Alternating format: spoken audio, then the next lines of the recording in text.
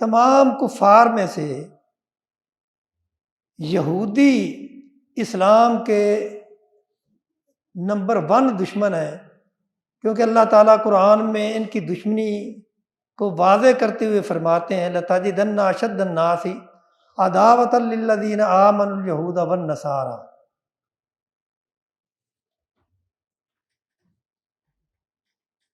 کہ اسلام یا مسلمانوں کے سب سے بڑے دشمن وہ یہودی اور عیسائی ہیں، لیکن یہودی عیسائیوں سے بھی بڑھ کے اسلام کے دشمن ہیں، مسلمانوں کے دشمن ہیں۔ اور تاریخ میں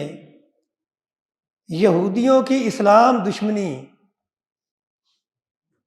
یہ واضح ہے، تاریخ بڑھی ہوئی ہے، لیکن موجودہ دور میں اگر آپ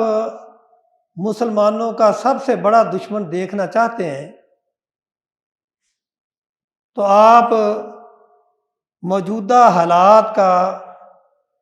مطالعہ کرتے ہوئے، موجودہ حالات کو دیکھتے ہوئے